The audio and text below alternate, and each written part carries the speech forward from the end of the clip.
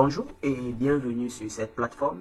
Aujourd'hui, nous allons corriger l'exercice numéro 5 du concours des ISE de 2024 de Cotonou.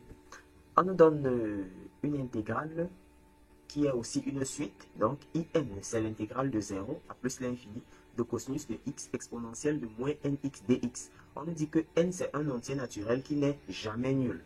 Premièrement, on veut montrer que l'intégrale IN converge. Et ensuite, on veut calculer la valeur de l'intégrale IN en fonction de n. Et on veut montrer que la suite de terme général IN est une suite qui est convergente et on va déterminer sa limite et montrer également qu'elle est nulle. Solution. On donne la suite IN qui est définie par l'intégrale de 0 à plus l'infini de cosinus de x exponentielle de moins nx dx. Alors, on va montrer que l'intégrale IN converge. Pour cela, qu'est-ce qu'on va faire? On va calculer l'intégrale de la valeur absolue de cosinus de x exponentielle de moins nx d de x. Et si on voit qu'elle est absolument convergente, on va conclure qu'elle est convergente. Donc, je sais que la valeur absolue de cosinus de x est toujours inférieure ou égale à 1. Donc, cela veut dire que l'intégrale de 0 à plus l'infini de valeur absolue de cosinus de x exponentielle de moins nx d de x est inférieure ou égale à intégrale de 0 à plus l'infini de exponentielle de moins nx d de x. Pourquoi? Parce que valeur absolue de cosinus de x est inférieure ou égale à 1. Et donc, une primitive de exponentielle de moins nx n'est rien d'autre que moins 1 sur n exponentielle de moins nx à prendre entre 0 et t. Et je fais tendre t vers plus l'infini. Voilà, parce que normalement, à ce niveau, c'est plus l'infini. Qu'est-ce que je constate? Je sais que en faisant varier les bornes de l'intégrale, j'aurai donc moins 1 sur n exponentielle de moins nt. Et en 0, naturellement, exponentielle de 0, c'est 1. Donc, il me restera 1 sur n. Avec le moins, j'aurai plus 1 sur n. Si je fais donc tendre t vers plus l'infini, exponentielle de moins nt à plus l'infini va tendre vers 0. Et il me restera 1 sur n. Et je vois très bien que n est un nombre réel. Pourquoi? Parce que 1 sur n est un nombre réel. Pourquoi? Parce que n est un entier naturel qui ne s'annule jamais. Et je vois donc que je calcule une intégrale qui à la fin me donne un nombre réel. Ça veut dire qu'il y a convergence. Ensuite, je vais calculer la valeur de IN en fonction de n. Comment est-ce que je fais? Je vais procéder en utilisant une intégration par partie. Deux intégrations par partie même. Premièrement, je vais poser U. D'accord? Voilà. Je vais poser U' que voici égale à cosinus de x qui est cette première partie parce que j'ai un produit de fonction. Ensuite, je vais poser V de x égale à exponentielle de moins nx que voici.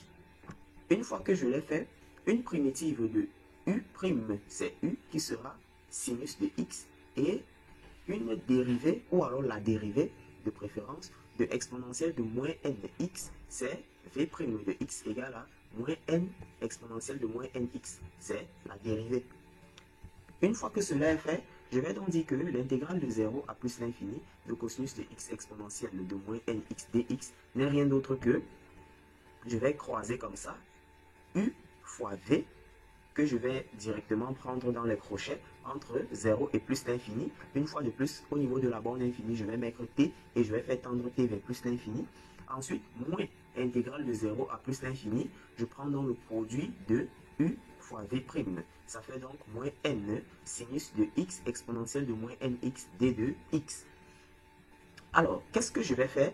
Je vais me rendre compte très vite que lorsque je viens à ce niveau, si je fais tendre t vers plus l'infini, exponentielle de moins nx, lorsque t va tendre vers plus l'infini, va me donner 0 parce qu'à la borne supérieure, le x deviendra t.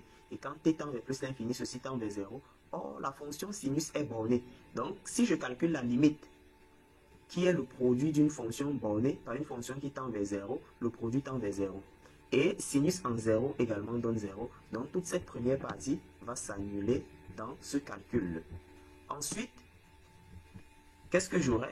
J'aurai donc le moins n qui est ici qui va sortir de l'intégrale parce qu'il ne dépend pas de x. Donc, avec le moins de dehors, ça va faire plus. Donc, j'aurai n intégrale de 0 à plus l'infini de sinus de x exponentielle de moins nx d de x. Je vais faire une deuxième intégration par partie. En quoi faisant? je viens de justifier que IN c'est N intégrale de 0 à plus l'infini de sinus de x exponentielle de moins nx dx. Alors, comme je vais faire une deuxième intégration par partie, cette fois-ci, je vais poser U'. Attention, on va prendre le rouge. Je vais poser U' égale à sinus de x que voici. Et je vais poser V de x égale à exponentielle de moins nx comme tout à l'heure. Et je vois très bien que une primitive de U', c'est U qui sera moins cosinus x, parce que je sais que la dérivée de moins cosinus de x, c'est sinus de x. Et la dérivée de V de x va me donner V', qui n'est rien d'autre que moins n exponentielle de moins nx. Alors, comment est-ce que je vais faire? Je vais fonctionner exactement comme dans le cas précédent. D'ailleurs, je vais prendre le n qui est ici et je vais le garder entre parenthèses et travailler avec cette intégrale comme si ce n n'existait pas. Donc, je vais fonctionner avec cette intégrale que je suis en train d'encercler comme si le n n'existait pas. Alors, qu'est-ce que je fais? Je prends donc le u fois v à prendre entre 0 et t avec t qui tend vers plus l'infini. Une fois de plus à plus l'infini, j'aurai 0 parce que la fonction cosinus aussi est bornée. Et le produit d'une fonction bornée par une fonction qui tend vers 0, la limite nous donne 0. Ensuite, j'aurai moins intégrale de 0 à plus l'infini. Cette fois-ci, j'aurai moins fois moins qui donne plus. Donc, ça va me faire n cosinus de x exponentielle de moins nx d de x. Alors, à l'étape suivante, je vais me rendre compte que cette quantité va me donner 1. Pourquoi? Parce que la limite à plus l'infini donne 0. Et en 0, cosinus donne 1 et exponentielle de 0 aussi donne 1. Donc, ça va me donner exactement 1. Moins, je vais faire sortir le n qui est là. Quand je fais sortir le n, ce que je constate directement est que l'intégrale qui va rester à ce niveau, je prends le rouge pour qu'on puisse bien voir, l'intégrale qui va rester à ce niveau n'est rien d'autre que IN. Donc, directement, je vais développer et conclure que j'ai donc IN qui est égal à n moins n carré IN. Cela veut dire que en envoyant moins n carré IN dans le membre de gauche, le moins va devenir plus. Ça va me faire donc IN plus n carré IN. En mettant le IN en facteur égal à n, j'aurai IN qui est donc 1, qui est donc n, autant pour moi, sur n carré plus 1. Voilà donc l'expression de IN que je viens de déterminer.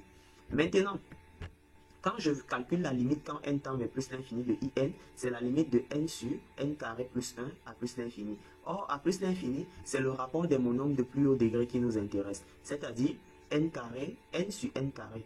Donc, ça va tendre vers 1 sur n qui tend vers 0. Je vois très bien que ma limite est finie et elle donne un nombre réel.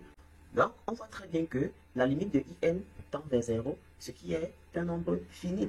Et donc, étant donné que la limite tend vers un nombre fini, on va conclure que IN est une suite convergente. Donc, on va s'arrêter ici et on se donne rendez-vous la prochaine fois pour les autres exercices de la même épreuve.